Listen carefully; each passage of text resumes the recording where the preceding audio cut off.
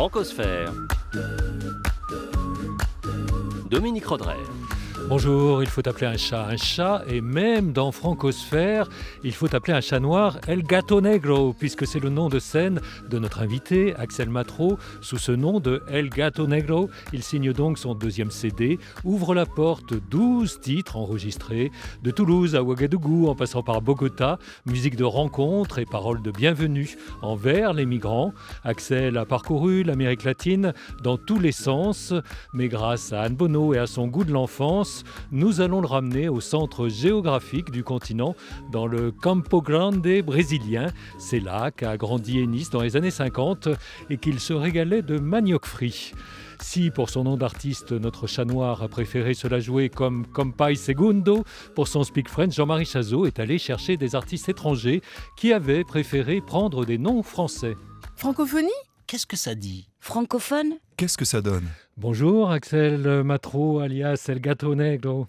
Buenos dias, bonjour. Le nom que vous êtes choisi, alors ça commence bien pour la francophonie, un petit bonjour en espagnol, ça signifie justement que vous avez voulu tourner le dos à la francophonie ? Ah, tourner le dos, je sais pas, mais c'est vrai que j'ai été chercher un petit peu de chaleur humaine dans d'autres langues et ça en manquait du côté francophone ? Ouais, bon, en tout cas, j'avais vraiment un manque de chaleur. Et c'est même ce que à j'ai Toulouse. trouvé. Même à Toulouse, ouais, tu sais. Bon, c'est pas non plus les tropiques, hein. Toulouse, ça reste un climat continental. Du coup, j'avais besoin de partir loin, de m'évader et de rencontrer des choses nouvelles. Et aujourd'hui, le titre en français du deuxième album ouvre la porte. Est-ce que ça marque une forme de réconciliation ? En tout cas, un retour aux sources et je pense une acceptation. Et puis, j'ai commencé à assumer mon côté français et puis à vouloir écrire en français, être compris de mon pays, quoi. Déjà, tu sais, quand je chantais en espagnol, on était compris que par une certaine partie de la population. J'avais envie de livrer mon message à tout le monde. Et puis en dehors du pays, c'est le fait d'être passé par le Québec et par le Burkina Exact. en 2018 qui vous fait prendre conscience qu'on peut chanter en français et s'adresser à d'autres qu'à des Français ? Ouais, exactement. Ben, la France, ça s'élargit, comme tu l'as dit, à une bonne partie de l'Afrique, au Québec, etc. Donc, c'est vrai que c'est... Et puis, c'est même, tu sais, à l'étranger aussi, on m'a souvent demandé de chanter en français quand j'étais en Amérique latine. Et On ne comprenait pas qu'un Français ne chante pas en français ? Ouais, et j'étais souvent penaud parce que je connaissais très peu de chansons en français. Donc j'avais quelques chansons, je pouvais sortir un Brassens, un truc, mais très peu finalement. J'avais vraiment fait un répertoire composé de chansons latines.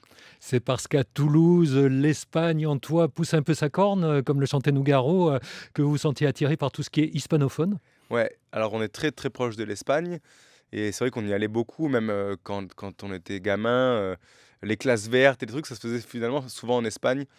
Et avec ma famille qui m'amenait là-bas. Et surtout, il y a une très grande communauté latine à Toulouse. Il y a beaucoup de Mexicains, d'Argentins, de Cubains. Donc on peut vivre à Toulouse et être 100% dans la communauté d'Amérique latine. Si vous vous demandez encore qui vous parle, qui est Axel Matro et son alias El Gato Negro, Corinne Alexia vous dresse sa fiche d'identité en mode coupé-décalé. Yeah. Qui ne connaît pas El Gato Negro ? Ah bon ? Vous ne le connaissez pas ? Si vous ne connaissez pas le chat noir, si vous ne connaissez pas Axel Matro, c'est peut-être que vous n'êtes pas mexicain, que vous n'êtes pas latino-américain. De Bogota à Cordoba, il était facile de croiser le chemin du Toulousain. L'hispano El Gato a d'ailleurs l'art des rencontres. À Barcelone, la garde civile lui saisit sa guitare. Qu'à cela ne tienne, Axel rencontre Manu Chao qui lui en offre une nouvelle. En chantant dans les prisons argentines, il tombe sur le petit frère de Che Guevara, pas plus prisonnier que lui. Sans avoir à passer par Cuba, il tombe en amour avec la cubaine Irina. Partout où il passe, El Gato Negro décroche le gros lot. À se demander si ça ne porterait pas chance d'être un chat noir. Mais encore, qui est vraiment Axel Matro, qui est El Gato Negro, qui se cache derrière cette apparence de mousquetaire gascon ? Ah, alors là, qui est-ce ? Eh ben, je pense que c'est un gros voyage, c'était un long voyage surtout. Euh, j'ai commencé d'abord par faire de l'imprimerie, donc j'ai passé un CAP. Je tenais pas en place à l'école, donc j'ai quitté l'école à l'âge de 16 ans pour faire un métier dans c'était un Et métier pourquoi l'imprimerie par hasard? un peu par hasard, parce qu'il fallait choisir, tu sais, il y a toujours ce truc où la conseillère d'orientation te dit choisis un métier. Et bon, c'est tombé sur l'imprimerie, ça aurait pu être autre chose. Et je me retrouve à travailler dans un milieu industriel à 16 ans. Alors, je suis un gamin encore. Et je vois bien que c'est pas fait pour moi. Et j'ai la chance d'avoir une rencontre. Le patron de la fabrique m'offre une guitare à la fin de mes 2 années de stage. Donc cette guitare, elle a un peu changé ma vie. Et puis j'avais quelques économies donc à 18 ans, parce que ça faisait 2 ans que j'étais imprimeur. Donc je pars pour le Brésil avec cette guitare. Et un peu plus tard en Bolivie, en Argentine. Puis je reviens en Europe, m'installer à Grenade, en Andalousie, pendant un peu plus d'1 an. Où là, vraiment, le personnage El Gato Negro prend son sens. Et c'est ici c'est en Andalousie qu'on m'a donné le nom El Gato Negro. Donc Et c'est vraiment pourquoi? tous ces... Qui a eu cette idée-là? Alors c'est très marrant, parce que je viens de revoir la personne qui m'a surnommé comme ça. C'est quelqu'un que j'appelle un chaman punk, qui est belge, rien à voir, et qui habitait à Grenade. Et j'avais mon équipe de communauté latine, mais j'avais aussi mon équipe de francophones à Grenade. Et il m'a toujours appelé le chat noir. Et ça a la même connotation superstitieuse, El Gato Negro en espagnol, que le chat noir en français? Ouais. Ça a toujours la même connotation, mais apparemment, ça m'a plutôt porté Voilà, chance. c'est ce que nous disait Corinne Exactement, Alexia, c'est que ouais. pour un chat noir, finalement, ça penche plutôt du côté porte-bonheur. Ouais. Écoute, j'ai la bonne étoile du chat noir qui me protège. Et Manu Chao, alors comment est-ce qu'il y a justement cet aimant chez le chat noir qui fait que, bah tiens, plus de guitare, Manu Chao passe par là, une nouvelle guitare? Ah, c'est très marrant. Alors, l'histoire complète de cette aventure, c'est que qu'on m'a confisqué ma guitare, j'ai eu une amende, on m'a pris aussi les pièces que j'avais gagnées, et je me retrouve vraiment dans la rue à dormir sur la plage de Barceloneta, vraiment vagabond, et je passe mes après-midi un peu à la plage, le soir dans les bars, et c'est vrai qu'on me présente encore la communauté latine qui me soutient et qui me présente Manu Chao qu'on croise dans la rue, et il nous dit écoutez, je joue ce soir dans un bar entre potes, venez et on pourra discuter et tout ça. Donc j'ai toute la soirée, on fait la fête, on chante, on danse et tout ça. Et je lui raconte mon histoire à un moment, et il décroche la guitare qui était accrochée au clou sur le côté du comptoir du bar, et il me prête la guitare qui m'a permis de continuer ma route en fait, et Oui, de reprendre l'activité musicale qui, grâce à ou à cause de la garde civile, était un peu Ouais, menacée, hein. c'est ça, c'est ça. Alors, justement, de la garde civile à la prison, c'est un bon guide de prison, le frère Duché? Ouais, alors le frère Duché, c'était une grande surprise. Donc, on a fait d'abord ce truc de jouer dans les prisons à Cordoba en Argentine.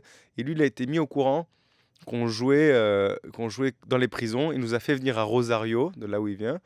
On a fait l'action culturelle dans une prison pour mineurs. C'était atroce, des conditions de détention terribles.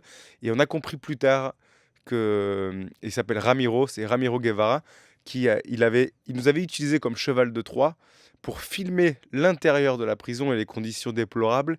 Et il a réussi, grâce à ces images, à faire fermer ce centre. Et donc, on était innocemment utilisés pour faire un concert de soutien aux prisonniers, tout ça. Et en fait, on a su plus tard qu'il avait réussi à faire fermer cette prison. Donc, une super belle rencontre avec Irina. Je pense que c'était il y a bientôt 5-6 ans, on était sur les routes de Rosario.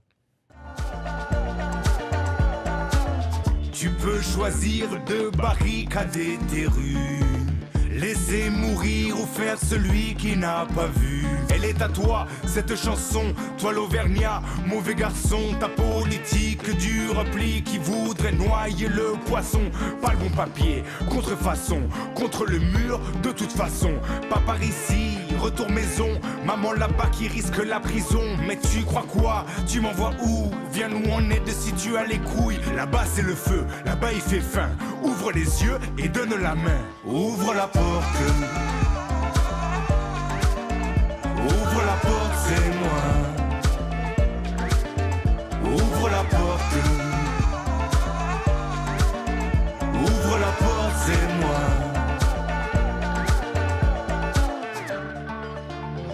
Le ciel ne t'appartient pas. Le sol ne t'appartient pas. Mon sang ne t'appartient pas. Le ciel ne t'appartient pas. Mon sang ne t'appartient pas. De voyager, Axel, ça permet de relativiser les questions d'identité nationale? Waouh, quelle question. Écoute, relativiser, en tout cas, c'est une certaine prise de conscience. Et moi qui étais l'étranger pendant toutes ces années, j'étais tellement bien reçu que je me Il n'y sentais a pas d'endroit où vous ne vous êtes pas senti malvenu? malvenu, je dirais pas. Il y a quelques endroits où je n'ai pas réussi à me sentir chez moi. Ils sont très rares, mais Et ça tenait à quoi dans ces cas-là? j'ai pas réussi à m'intégrer vraiment. Trop de différences? Je sais pas, c'est comme un mal-être où j'arrivais pas à faire ma place, tu sais, Mais euh, parce que cette place, elle n'était pas faite par les autres ou c'est chez soi qu'on ne trouvait pas le lien? ouais, je pense que c'était un petit peu, ça venait sûrement un petit peu de moi aussi, mais ils sont très rares ces endroits et j'y suis pas resté longtemps forcément. Mais sinon, en dehors de cette exception-là, j'ai toujours été très bien reçu. Et donc aujourd'hui en France, pour moi, c'est la logique simple de recevoir l'étranger, surtout s'il est en difficulté. Alors vous faites allusion à l'Auvergnat de Brassens, Ouais, quand le petit Occitan de Sète était accueilli à Paris par la Jeanne et son mari. c'est Ça ça. devait pas être si évident non plus, puisqu'il en a fait une chanson. Ouais. Vous pensez à quelqu'un en particulier en parlant d'Auvergnat mauvais garçon? Ben là, oui, malheureusement, je pense à plein de mauvais garçons, notamment quand on a publié le clip Ouvre la porte, j'ai eu plein de commentaires assez agréables et d'autres haineux Sur les réseaux sociaux? sur les réseaux sociaux, sur YouTube, tout ça. J'étais assez surpris après avoir expliqué l'histoire des deux jeunes qui jouent dedans, donc on pourra en reparler, mais j'ai eu pas mal de commentaires fascistes finalement et super agressifs. La fachosphère se manifeste beaucoup dans ces cas-là. Ouais, je m'y attendais pas vraiment et pour moi, c'est eux les mauvais garçons. Francosphère, Dominique Rodrey. Nous sommes en compagnie d'un musicien voyageur qui signe albums et chansons sous le nom d'El Gato Negro, Axel Matro pour l'état civil. Et avec lui, nous allons repartir au Brésil pour le goût de l'enfance d'Anne Bono, qui avait le goût du manioc pour Ennis dans les années 50. Le goût, c'était du manioc frit. Ma mère, elle faisait... Attention, c'est bouillant. On fait d'abord bouillir le manioc, on coupe un peu comme les pommes de terre et après on fait frire. C'est délicieux. Ça m'a coupé l'appétit, moi. Passez-moi le menu. C'est un peu gras, c'est frit. Mais c'est pas pour ça que je l'aime. C'était du féculent et qui était très utilisé et sous plusieurs formes. Il y a 2 ans, j'en étais folle. Maintenant, je suis raisonnable. Le manioc au Brésil, il est utilisé sous plusieurs formes. On fait la poudre de manioc, que les Chinois utilisent d'ailleurs pour mettre dans la viande quand on la cuit pour qu'elle devienne un peu moins dure. Et puis il y a la farine de manioc qui est autre chose. Et puis on en fait des soupes, on en mange des manioc bouillis, des manioc frits, on fait des gâteaux de manioc. Donc au Brésil, le manioc il est exploité de 36 façons. Les manioc, nous aimions, et souvent c'est nous qui demandions à notre maman de faire, parce que ça a un petit goût qui est marquant, et puis il y a aussi une façon de faire pour qu'elle soit un petit peu croquante, donc voilà. Et elle mettait ça dans un petit papier, et on devait marcher avec mon frère quelques 4 km pour prendre le bus qui nous amenait à l'école. Et ça, on mangeait tous les matins et c'est un des goûts qui a marqué mon enfance. Mon enfance s'est passée au centre géographique de l'Amérique du Sud. Donc tu prends la carte de l'Amérique du Sud, c'est au milieu, hein, c'est le centre-ouest brésilien, ça s'appelle Campo Grande, donc c'est là que j'ai grandi. Nos proches voisins étaient à plus d'1 kilomètre. Mon papa, il a été bibliothécaire dans une base militaire, qui est la plus grande base militaire de l'aviation brésilienne jusqu'à aujourd'hui d'ailleurs. Ça n'a pas changé depuis 60 ans. Hein. Et nous habitions un peu plus loin, mais à proximité de la base. C'était une forêt. C'était une forêt, notre proche voisin, c'était à 1 kilomètre. Vous avez mangé du manioc frit dans le Campo Grande, Axel? Ouais, je suis passé à Campo Grande Mmh. justement. J'ai mangé beaucoup de manioc. Le Brésil, c'est un peu mon premier amour, en tout cas, mon premier grand Même si voyage. c'est pas hispanophone là pour le coup, Non, hein. pour le coup, c'est pas hispanophone, mais c'est à l'âge de 18 ans où je pars au Brésil pour la première fois et vraiment ma tête change et il y a quelque chose en moi qui reviendra plus en arrière. Et dans l'ensemble, vous avez, puisqu'on est sur ce chapitre-là, vous avez bien mangé en Afrique du Sud, en Amérique du Sud, pardon. Ouais, on mange très bien, hein. Écoute, il faut aimer les haricots et le riz, hein, mais moi j'ai très très bien mangé, ouais. J'ai même pris quelques kilos avant de rentrer en France. Et comme goût de l'enfance à Toulouse, qu'est-ce qu'il reste? Alors l'enfance à Toulouse, j'étais un sale gosse, un mauvais garçon à ma manière. Hem, Ça se manifestait comment? très impossible de m'asseoir sur une chaise en classe. J'ai fait beaucoup de fugues et beaucoup de bêtises, hein, quand j'étais gamin et après j'ai trouvé justement la musique pour extérioriser un petit peu toute cette colère et j'allais dans les, sound systems donc écouter du reggae, du hip-hop dans les caves toulousaines et c'est là où j'ai commencé à essayer d'arracher un micro pour pouvoir, dire ce que j'avais à dire. Je devais avoir 14-15 ans, quoi. Et à ce moment-là, est-ce qu'il y avait un plat qui vous mettait le cœur en fête? Ah, à Toulouse, un plat qui me met le cœur en fête, c'est une bonne question. Je sais pas, comme ça là, ce qui me vient là, c'est les sardinades l'été là, quand on se retrouve en famille et qu'on mange des sardines grillées. J'ai beaucoup perdu mon temps à me tromper de combat. J'ai fait la guerre contre moi jusqu'à toucher le plus bas. J'ai combattu la crise, les chiffres et les coups bas pour finalement trouver l'amour entre le Pérou et Cuba. Donnez-moi la main, jolie madame. Donnez-moi la main ce soir, je vous invite danser. Donnez-moi la main, jolie madame. Donnez-moi la main ce soir, je vous invite danser.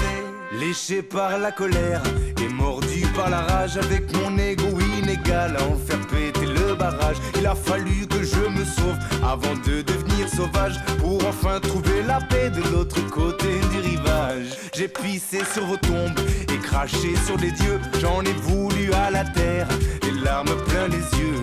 J'ai même cru en crever avant de devenir vieux, alors j'ai choisi de gueuler pour faire la guerre aux jours plus vieux.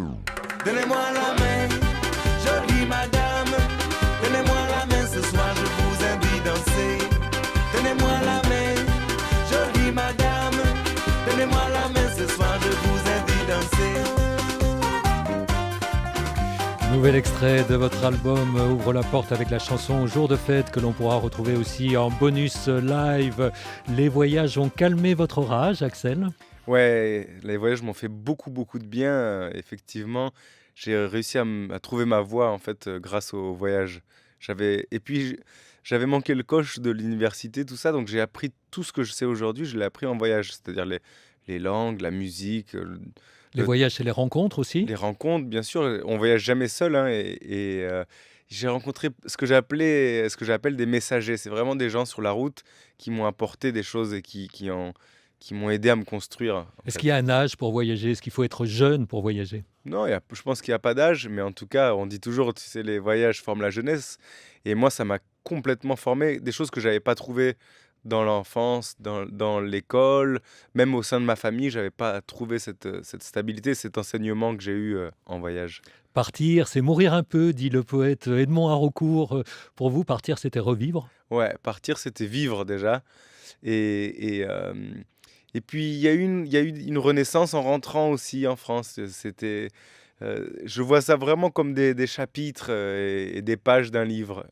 Les voyages, ça aide à mieux comprendre qui on est ou qui on veut être. Ouais, exactement. Moi, ça m'a vraiment appris à savoir qui je suis. Et puis le fait aussi de s'entendre bien avec sa solitude parfois et de se retrouver vraiment à nu avec soi-même, loin de tous. Et on n'a pas le choix. Il faut aller de l'avant, il faut continuer. Donc ça m'a vraiment permis de me développer. Ouais. Aller de l'avant, toujours bouger. Est-ce que ça n'est pas courir après le temps? Ouais, bien sûr, courir après le temps. Et puis c'est quelque chose, c'est un virus. On n'arrive plus à poser ses valises au bout d'un moment. Me voilà perdu au milieu d'un marathon. Tout le monde parle, elle n'écoute que son baratin. C'est l'homme qui court qui aura tué l'artiste. La grande course pour le prix de l'homme triste. Combien de MC tiendront sous la pression du choc? Moi je me retourne et shoot dans mon starting block. Fini de triner et de courir pour le boss. Je prends le temps d'une balade avec mes gosses. Je cours le jour, je cours la nuit. Mais dites-moi après quoi je cours. Je cours le jour, je cours la nuit. Et toi, dis-moi tu cours après qui? Pasa, pasa, pasa. Mira como el tiempo pasa, pasa. Pasa, pasa, pasa. Sigo para adelante y mi avanza, avanza. Pasa, pasa, pasa. Mira como el tiempo pasa, pasa. Pasa, pasa, pasa. Sigo para adelante y mi avanza, avanza. Extrait de El Tiempo Pasa, le temps passe trop vite à votre goût, Axel? C'est comme un sablier percé, le temps? Ah ouais, ça va beaucoup trop vite. J'aimerais bien avoir un peu plus de temps pour pouvoir faire tout ce que je voudrais, ouais. Vous courez vraiment tant que ça? Ouais, en fait, là, de plus en plus, le fait d'avoir monté mon propre label et d'avoir produit un album, donc ce qu'on appelle l'autoproduction, là, je cours vraiment le jour et la nuit. C'est-à-dire qu'il faut démarcher, il faut s'assurer de la distribution du CD? C'est ça, il faut trouver des partenaires, chercher du financement avec des subventions, par exemple, et aussi notre large public qui a participé à l'album avec un financement Ulule en ligne. C'est tout faire, en fait. J'ai peint le décor, j'écris les chansons, je fais les arrangements, un peu de régie pour l'équipe. Donc ça fait vraiment courir, ouais. Et du coup, il ne reste plus de temps pour le voyage. Ça vous oblige à vous sédentariser d'une certaine Je manière? me suis un petit peu calmé sur le nombre de voyages, mais j'arrive à voyager. Bon, déjà, je suis venu m'installer dans cette grande ville qui me fait voyager un petit peu tous les jours. C'est-à-dire que j'arrive à passer du temps d'une communauté à l'autre. Par exemple, je retrouve souvent le Burkina en allant chez le coiffeur à Barbès, tout simplement. Donc je passe un peu de temps là-bas, je passe 2 heures, je prends mon temps, et là j'ai l'impression de faire un petit voyage et je me ressource tout en étant à Paris. Qu'est-ce que ça change de chanter en français comme vous le faites sur la moitié des titres de cet album? Ça change beaucoup pour moi parce que, alors c'est marrant, j'avais beaucoup d'affection pour mes chansons, comme je pense tout auteur-compositeur, mais j'ai compris maintenant que j'avais l'impression de jouer un personnage en fait en espagnol, et là je me sens tellement moi-même et j'ai une certaine fierté de me sentir Quelque chose de plus authentique? c'est ça, c'est une façon de se mettre à nu et c'est plus sincère, voilà, c'est ça le mot que je cherchais. Je me sens vraiment plus sincère en chantant en français, donc c'est agréable de se sentir vraiment entier. Dernière séquence de l'émission Le Speak French de Jean-Marie Chazot. On reste sur les noms que l'on se donne en tant qu'artiste dans une autre langue que la sienne, en l'occurrence ceux des étrangers qui optent pour le français. Il y a les exemples les plus connus comme Dépêche Mode, un nom choisi par le groupe anglais par hasard en 79 en apercevant la couverture de ce magazine de mode français disparu depuis. Pour un autre groupe phare de la New Wave britannique, la référence est plus recherchée. Duran Duran vient du docteur Durand avec un D, savant fou du film Barbarella signé Roger Vadim en 68. C'est que le français, même dans la musique pop, ça fait chic. Nom choisi par le groupe Disco de Nile Rodgers. Mais on peut citer d'autres formations moins célèbres comme Audace au Japon, Bonne Idée en Suède où l'on trouve aussi le groupe Zut un feu rouge ou encore Brise-Glace aux États-Unis ou Liaison dangereuse en Allemagne. Et au pays de Queen, il y a aussi Rue Royale ou Fleur de Lys et cet autre groupe anglais dont vous entendez le titre Teenage Suicide et qui s'appelle Le Chat Noir. Visiblement, Axel, vous ne connaissiez pas l'existence de cet non, autre chat noir. Celui-là, je ne le connais pas, non. Il y en a un paquet pourtant. Alors, parmi les groupes cités, vous êtes amateur de l'un ou de l'autre? Bon, amateur de loin, je dirais. Je connais pas bien. C'est-à-dire que la musique anglo-saxonne, c'est pas trop votre truc? Pourtant, bizarrement, ça a été les premières choses que j'ai écoutées. Mon père m'a élevé au Clash, par exemple, que j'écoutais beaucoup. L'album London Calling, par exemple, ça fait partie de mes références d'enfance. La musique en anglais, j'écoutais beaucoup de rock, en fait, vraiment en étant petit, les Doors et les classiques, quoi. Et est-ce qu'on peut dire qu'il faut choisir son camp? On est soit du côté festif et hispanophone, soit plus sérieux et anglophone? Ah non, je pense pas qu'il y ait de camp. Et puis, c'est pas parce qu'on chante en anglais qu'on est sérieux finalement et festif forcément en espagnol. L'ordre des chansons, là, votre album comprend 12 chansons. C'est un casse-tête. L'ordre, toujours. Surtout, alors autant sur l'album que dans la setlist live pour le concert. Organiser des chansons, c'est très compliqué. Qu'est-ce qui Surtout se pose comme problème? le problème, c'est que j'aime beaucoup faire des chansons avec des styles très différents. Et donc après, il faut arriver à joindre ce espèce de pulse, tu vois, qui prend, il prend sens petit à petit, mais c'est un voyage qu'on essaye de composer, ouais, petit à On est, petit. on est son propre DJ, c'est-à-dire qu'il faut Ouais, c'est savoir ça. alterner justement les rythmes, les temps, les styles. Ouais, et puis il y avait cette question aussi de est-ce qu'on met un morceau en français ou en espagnol en numéro un? Est-ce que les gens qui nous ont suivis, qui nous suivent depuis longtemps en espagnol, vont accrocher avec la langue française? C'est un vrai casse-tête, ouais. Et plein de questions, ouais. Et quand vous chantiez en espagnol dans des pays hispanophones, euh, qu'est-ce qu'on disait de votre accent? Est-ce qu'il amusait, Ouais. par exemple? Alors, on n'a jamais su, c'était très marrant, mais donc j'ai quand même passé 10 ans et j'ai suis vraiment passionné par la langue. Donc, j'ai aimé me camoufler et utiliser les expressions du coin. Donc, quand j'étais au Mexique, on me prenait pour un Argentin. Quand j'étais en Argentine, on me prenait pour un Uruguayen, etc., etc. Et j'ai réussi toujours à camoufler un peu mon identité française. Et même parfois, on ne me croyait pas quand j'ai dit si, je suis français. Avec un accent colombien ou des choses que j'avais vraiment copiées dans la rue et sur le tard. Merci beaucoup, Axel. À écouter de toute urgence les 12 titres de Ouvre la porte par El Gato Negro. Merci également à Corinne Alexia, Anne Bonneau, Jean-Marie Chazot, Sandrine Weber, Bruno Dessommes et Gilles Mazzanillo.